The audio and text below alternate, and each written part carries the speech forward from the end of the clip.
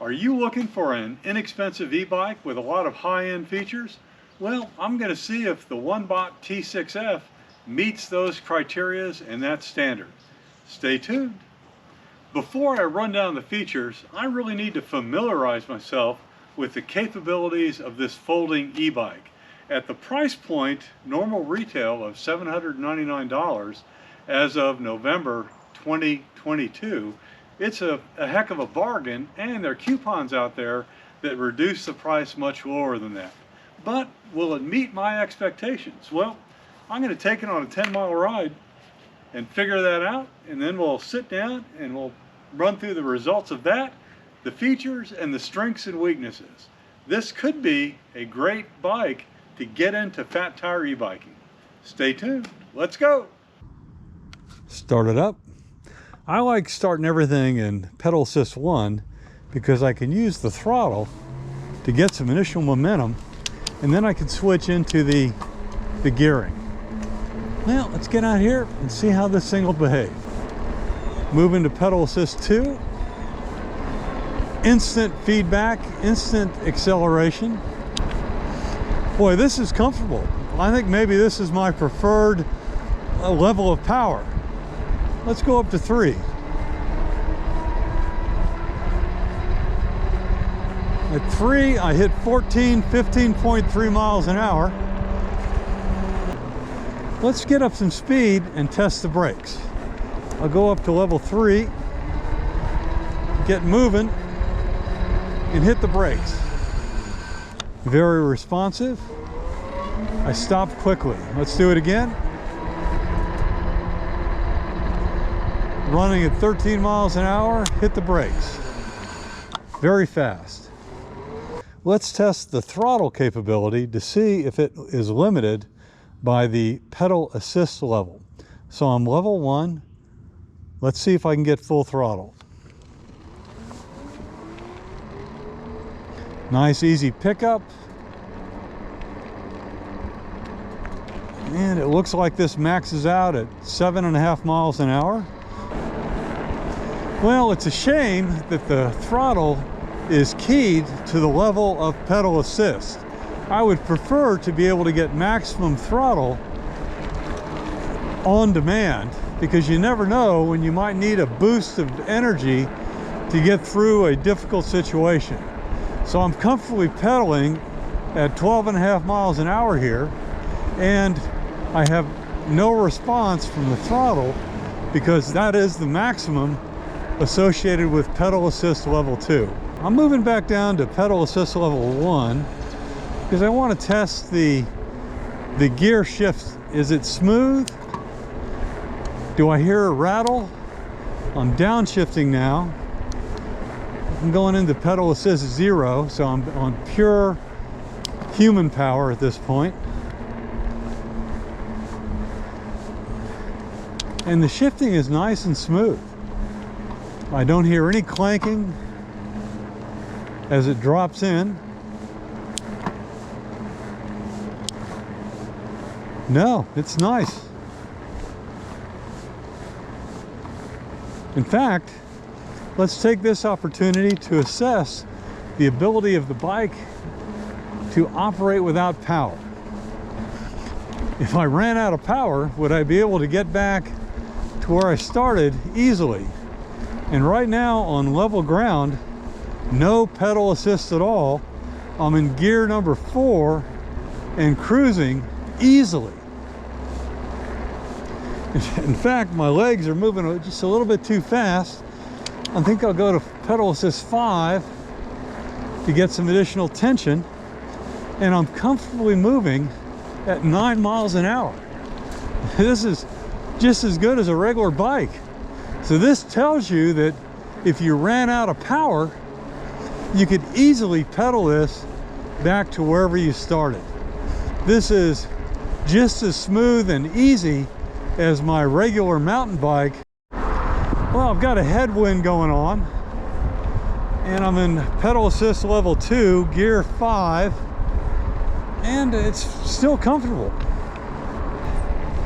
Well, according to my wind gauge, The wind's blowing at 10 miles an hour directly into my face with gusts of 22. And level 2, 11 miles an hour in gear 5. Very comfortable. I don't feel like I'm having to strain myself to move this bike. You know, that may be because that it's a fairly light bike for an electric bike. This thing weighs about 62 pounds, which is probably 12 to 15 pounds lighter than a full-size fat tire e-bike. In terms of the display right here, I've got it cocked a little bit towards the camera, so hopefully it shows up on the camera, but I have no problem reading it at all. You know, that's a problem with these color displays you see on some of the high-end bikes. You think that's a nice feature, but as soon as you wear polarized glasses, you can't see anything on them. And you got to take your glasses off to be able to see the readout. I love these monochrome displays because even in bright sunlight, they're readable. That was a really good ride. I was able to understand the performance characteristics of this bike very well. Before I go through the individual features on this bike, I need to point out again that this bike is at a really low price point. It's only $799 in November of 2022, and there seem to be coupons that discount that price even farther. So you're getting a lot of value packed into this bike for really not much money when you compare it to higher end bikes that can range $2,000 and up. So let's start with the front and go through the features. It's got 4-inch wide tires on a 20-inch rim, kind of comparable with the higher end bike. I like the tread on these front tires because it's not overly aggressive, and where I'm going to use it on the beach, you don't really need a lot of little knobs up here. In fact, it'd be better if it was totally smooth on the beach, but this is going to be a perfect blend for on-road and off-road. Heavy-duty spokes that certainly aren't going to bend, with a 180 millimeter front and rear disc brake system. The bike has a front suspension. It's not adjustable, but it does bounce. It'll take some shocks.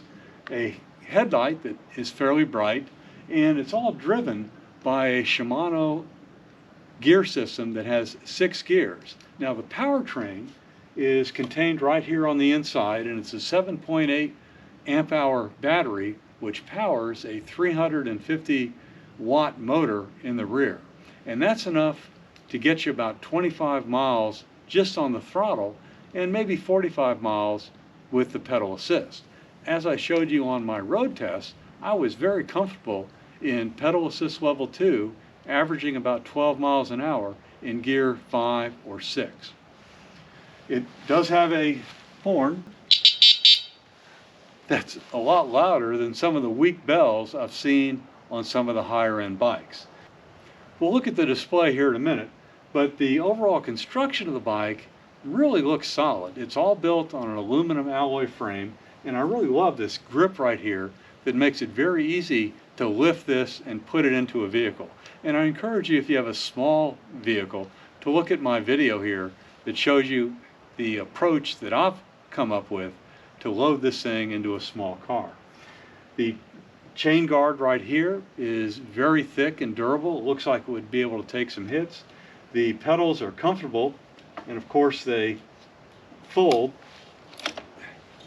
when you fold up the bike. The fenders on this are made of metal. They're not the cheap plastic that I've seen on all of my higher end bikes.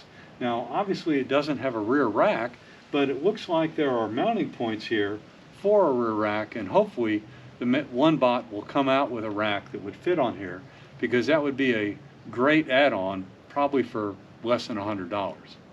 The seat is very comfortable. It's got heavy padding. It's got the ventilation slot right there. Now the one thing I did discover is that you really need to tighten this seat down quite a bit or it will move. I thought I had it tight, but it did move a little bit on me on my test ride. Looking up here at the handlebars, The display is very clear, very easy to read, and in my other video on assembly tips, I told you how to make some changes to the display. Now, I put about 8 miles in on that road test, and it's still showing 100% in the full bars. I like the fact that it shows you the actual percent level, because I don't really trust the bar indicators I've seen on many other bikes. The handle is made of heavy rubber, and the pedal is very comfortable when I grip it. The brake levers are easy to operate, and they seem to be very sturdy. The throttle over here is easy to operate with the right hand. I've seen other bikes that have it over here, and it's awkward with the left hand when you're still trying to adjust the pedal assist. Easy shifting on the Shimano gear shifter here, and it does have the 6 gears. The other thing is that the front handlebar is adjustable.